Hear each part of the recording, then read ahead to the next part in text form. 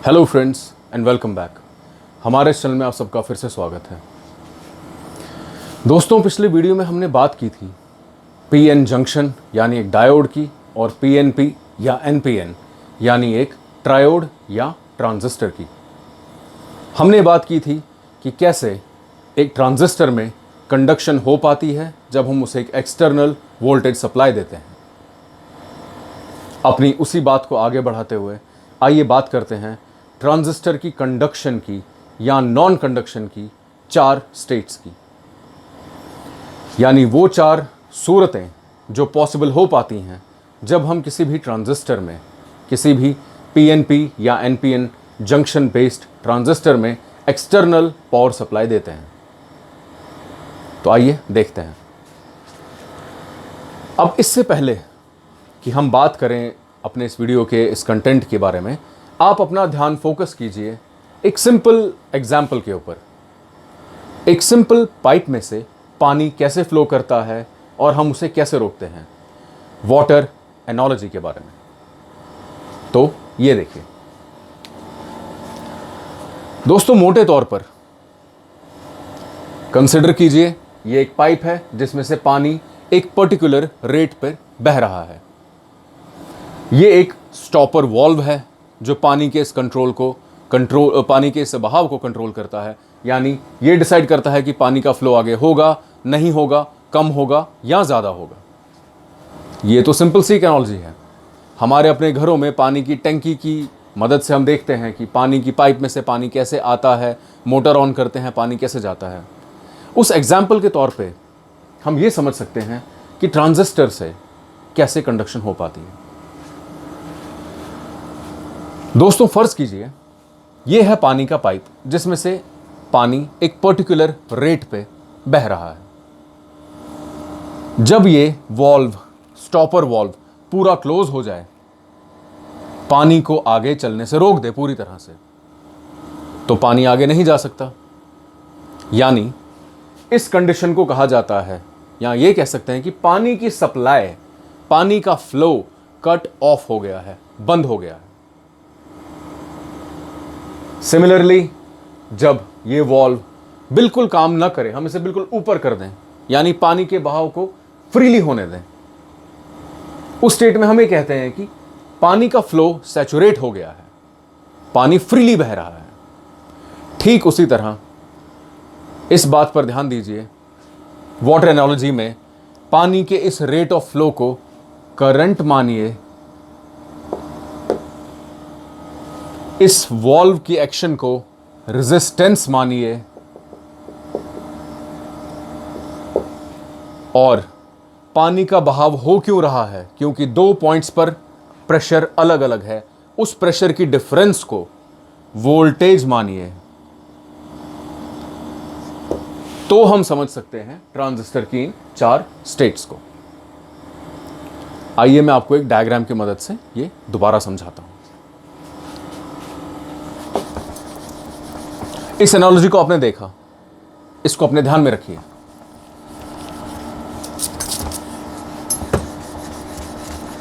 और अब एक स्टैंडर्ड रिप्रेजेंटेटिव डायग्राम देखते हैं, एनपीएन या पीएनपी। अब जनरली हम आमतौर पर एनपीएन ट्रांजिस्टर्स यूज करते हैं, क्यों करते हैं वो मैं बताऊंगा आपको। तो चलिए फिलहाल हम एक एनपीएन ट्रांजिस्टर का एग्जाम्पल देख लेते हैं।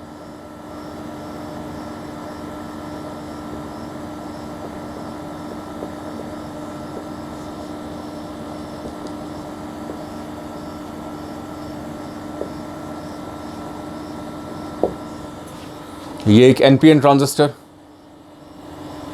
एन एमिटर और कलेक्टर, और बहुत ही लाइटली डोप्ड बेस जो कि पी मटेरियल से बनी है, पी टाइप सेमीकंडक्टर मटेरियल से बनी है। फ्रेंड्स, हमने बात की थी पिछले वीडियो में कैसे हम कंडक्शन के लिए या तो एमिटर बेस जंक्शन यानी इस जंक्शन को फॉरवर्ड बायस कर सकते हैं, और उसके साथ बेस कलेक्टर यानी इस जंक्शन को रिवर्स बायस कर सकते हैं।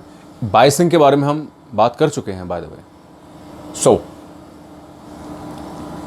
अब फर्ज कीजिए अगर हम इस एनपीएन ट्रांजिस्टर में इन दोनों ही जंक्शंस को, यानी एमिटर बेस जंक्शन और बेस कलेक्टर जंक्शन, दोनों को एक साथ फॉरवर्ड बायस कर दें। ये तो आप जानते हैं, जैसा हम बता चुके हैं कि फॉरवर्ड बायस में करंट की कंडक्शन पॉसिबल है। फॉरवर्ड बायस का मतलब एन टाइप को बैटरी के या एक्सटर्नल वोल्टेज सप्लाई के नेगेटिव साइड के साथ और पी टाइप मटेरियल को बैटरी के पॉजिटिव के साथ कनेक्ट करना। जब हम ऐसा करते हैं तो करंट का फ्लो पॉसिबल हो पाता है, यानी उस केस में वो जंक्शन, वो पर्टिकुलर एनपी या पीएन जंक्शन एक्ट करता है एज अ करंट कंडक्टर। और ये भी हम जानते हैं कि रिवर्स बायस के केस में बिल्कुल इसका उल्टा होता है कि करंट रोक दी जाती है।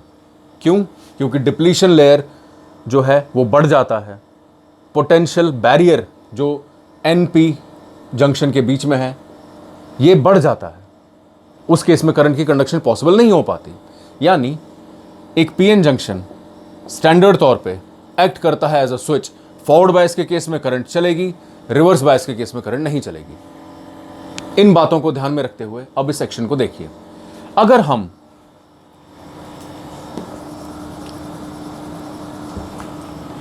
इन दोनों जंक्शंस को, इस जंक्शन को और इस जंक्शन को, यानी एमिटर बेस जंक्शन को और बेस कलेक्टर जंक्शन को, दोनों को फॉरवर्ड बायस कर दें, यानी इस केस में हम डिप्लीशन लेयर को ऐसा कर दें through our external voltage supply कि ये बहुत पतली हो जाए, कंडक्शन ईजिली हो पाए, तो दोस्तों उस केस में क्या होता है कि करंट फ्रीली फ्लो करती है।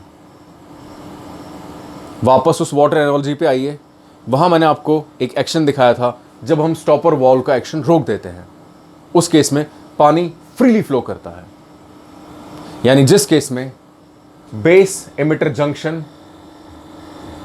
और बेस कलेक्टर जंक्शन, यानी बेस कलेक्टर जंक्शन और बेस एमिटर जंक्शन दोनों फॉरवर्ड बायस में हो, करंट की कंडक्शन में कोई रुकावट ना आए, तो उस केस में ये एनपीएन या पीएनपी बिहेव करता है लाइक एन ओपन स्विच, यानी करंट बिना किसी रुकावट के चल सकती है, जिसे हम आमतौर पे कहते हैं शॉर्ट सर्किट।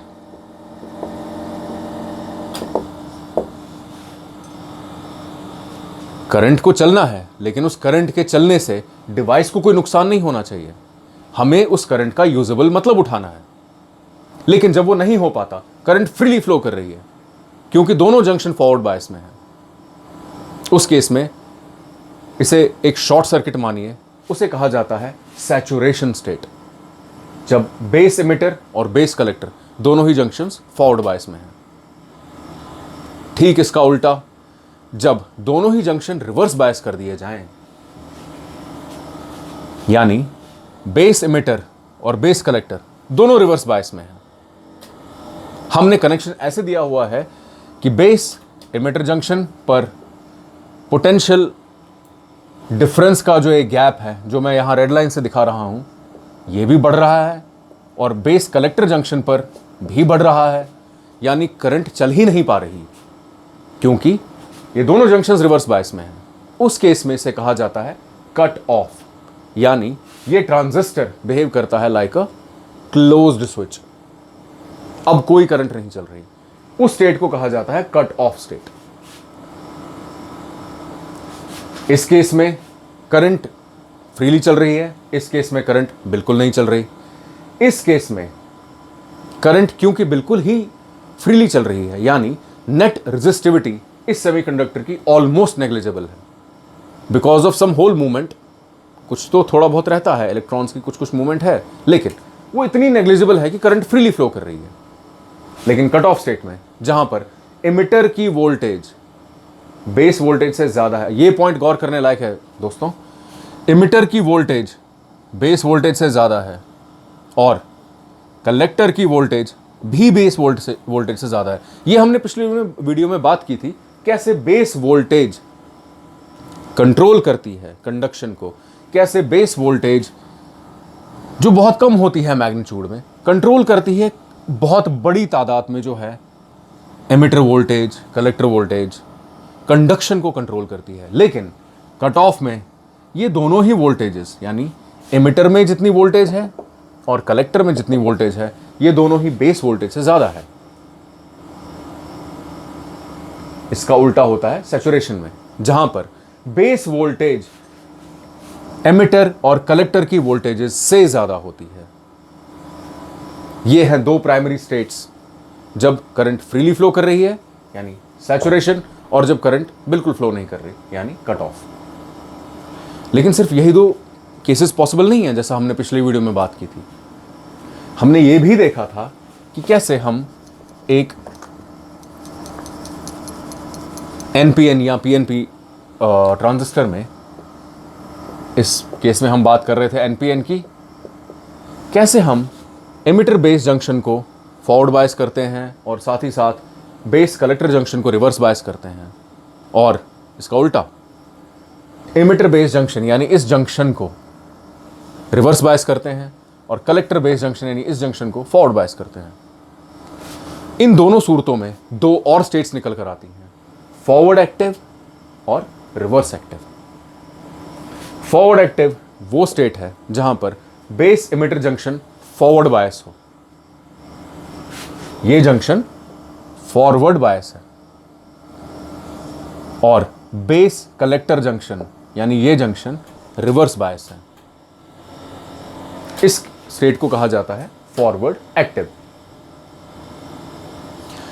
फॉरवर्ड एक्टिव का मतलब यह है क्योंकि emitter, as the name implies, emitter, जैसा हम बता भी चुके हैं, it emits electrons, it suppose to emit charge carriers, collector is suppose to collect the charge carriers through the base action, और यही बेस एक्शन इस एमिशन और इस कलेक्शन की प्रोसेस को रेगुलेट करता है, कंट्रोल करता है। तो फॉरवर्ड एक्टिव वो स्टेट है जहां पर कलेक्टर की वोल्टेज, कलेक्टर में जो चार्ज का डिफरेंस उत्पन्न होता है वो बेस वोल्टेज से ज्यादा है, और बेस वोल्टेज इमिटर वोल्टेज से ज्यादा है। यानी जिस केस में इमिटर की वोल्टेज, इमिटर में चार्ज का डिफरेंस सबसे कम हो जाए, उसे कहा जाता है फॉरवर्ड एक्टिव। और ठीक इसका उल्टा रिवर्स एक्टिव, जिस केस में हम बेस इमिटर जंक्शन को रिवर्स बायस करते हैं। जैसा कि अगर ये NPN है तो हम N को कनेक्ट करेंगे किसी भी बैटरी के, अगर मैं आपको ऐसे दिखाना भी चाहूं, यहां पर किसी भी बैटरी के हमने इसको